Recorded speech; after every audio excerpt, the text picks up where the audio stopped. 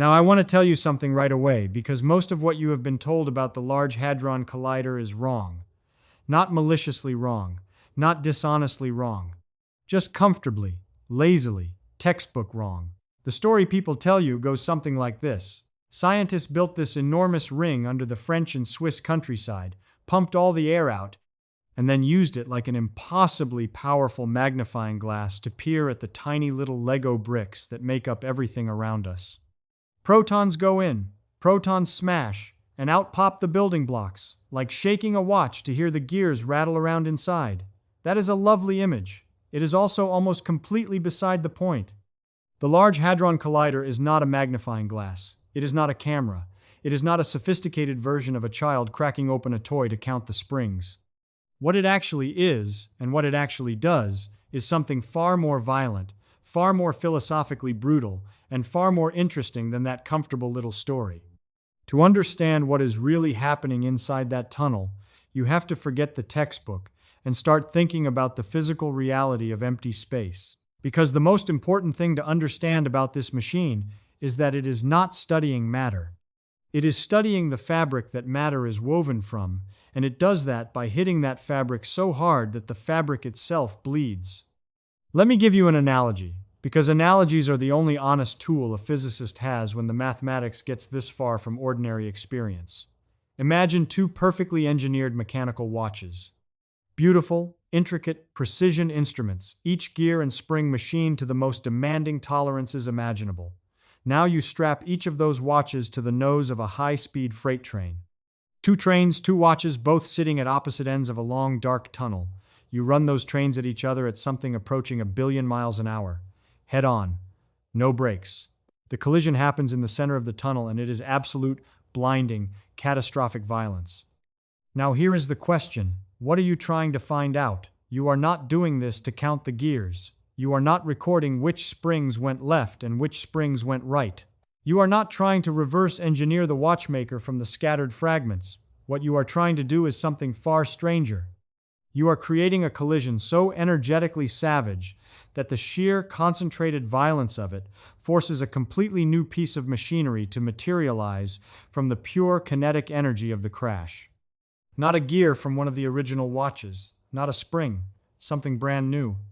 Something that did not exist one moment before, that pops into physical reality from the raw energy of the impact, lives for a fraction of a second, so short it makes the age of the universe look like a lazy afternoon, and then vanishes. That is what particle physicists are doing. That is the honest description of what happens in that tunnel. Matter is not being broken apart to find smaller matter. Energy is being concentrated so violently that the universe is coerced, against its own deeply conservative instincts, into momentarily revealing the mathematical machinery that operates silently beneath everything we can see or touch. And to understand why that works, you need to think about what empty space actually is. Because the space those protons are flying through before they smash is not empty in any sense that the word empty means in ordinary conversation. The vacuum of space, the void, the nothing between particles, is one of the most astonishing physical objects in all of nature. It is not a quiet, dead, featureless background. It is a violently boiling ocean. At every point in space, at every moment in time, pairs of particles are constantly flickering in and out of existence. A particle and its antiparticle partner materializing from nothing and annihilating back into nothing so fast that the universe barely notices. This is not a poetic metaphor. This is directly measurable. It has physical consequences you can calculate and then go check in a laboratory. The energy of this boiling foam, this quantum vacuum, actually pushes and pulls on real objects in ways that can be measured to extraordinary precision. So what happens when you take a proton, which remember is itself just a knot of energy tied up in this same quantum field fabric, and you accelerate it to within a whisker of the speed of light and slam it into another proton doing the same thing in the opposite direction? The collision does not just break the protons. The collision dumps an almost incomprehensible amount of kinetic energy into a region of space smaller than a proton itself. You have just punched the quantum vacuum so hard that it does something extraordinary. It materializes. It rips real, massive, heavy particles out of its own boiling, invisible foam and presents them to your detectors. The The solid matter you are touching right now, the screen, the desk, the floor, all of it is just this same process that happened long ago and then got stuck. Matter is condensed, trapped energy. Frozen vibrations in the quantum fields that permeate all of space. The machine at CERN simply has enough energy to reverse the process locally and briefly, forcing the field to give back particles instead of hiding them. This is the first profound reality the machine is probing. Not the structure of matter. The structure of the field that matter is a disturbance in. Now let us talk about something that should genuinely unsettle you, and I mean that in the most complimentary way possible, because being unsettled by the right things is what being a physicist feels like most of the time. There is a problem in physics called the hierarchy problem, and it has been keeping theorists awake for decades. Here it is in plain language. The Higgs boson, the particle associated with the field that gives other particles their mass, has a measured mass of about 125 giga-electron-volts. That is a number. It is a specific, measured, real number. But when you sit down with the mathematics of quantum field theory and try to calculate what that mass should be from first principles, you get a number that is roughly 10 to the power of 17 times larger. That is not a rounding error. That is not a calculation mistake. The natural value of the Higgs mass, based on the mathematics, should be enormous. The fact that it is small, by the standards of the theory, is like finding a bowling ball balanced on the tip of a needle. It is not impossible, but it demands an explanation. One of the most fascinating explanations physicists have seriously proposed is this. Our universe, our three-dimensional space, is not all there is. It is a surface. A membrane. A thin cosmic pool table floating in a larger, higher-dimensional space that we cannot directly perceive because everything we are made of, every particle, every force except one, is glued to this surface and cannot escape from it. The exception is gravity. Gravity, alone among the fundamental forces, may be able to leak off our membrane and into the larger hidden space around it. This would explain the hierarchy problem immediately and beautifully. Gravity appears fantastically weak compared to the other forces, so weak that the tiny magnet on your refrigerator door can beat the gravitational pull of the entire planet Earth on a paperclip. The reason gravity is so weak at the scale we experience it might simply be that most of it is leaking away from our membrane and dispersing into the extra dimensions we cannot see. Now this is where the collider becomes deeply significant. If extra dimensions exist with the properties theorists have proposed, then when you smash protons together at the energies CERN is achieving, something extraordinary should happen in the debris.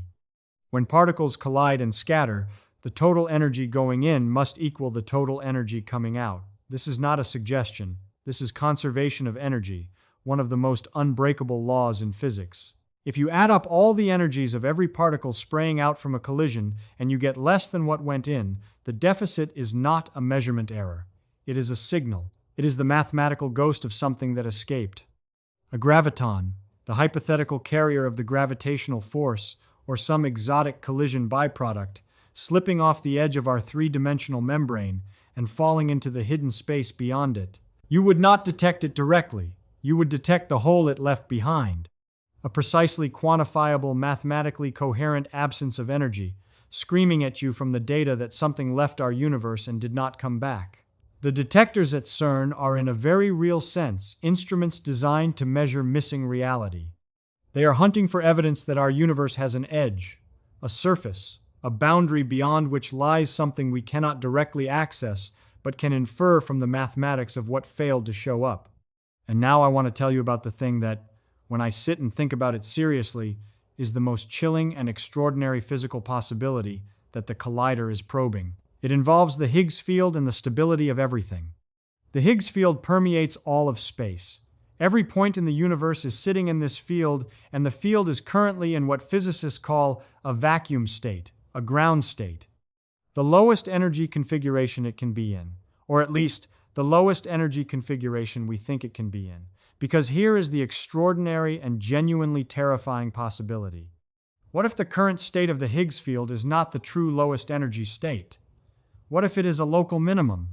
A temporary resting place that looks stable from the inside but is separated from a deeper, lower energy state by a barrier that, under normal conditions, nothing in the universe has enough energy to cross. This is called a false vacuum. Imagine a ball sitting in a bowl on top of a table. The ball is in the lowest point of the bowl. It looks stable. It is stable, relative to its immediate surroundings. But the floor exists, and if the ball had enough energy to get over the rim of the bowl, it would fall off the table and come to rest on the floor, which is the true ground state.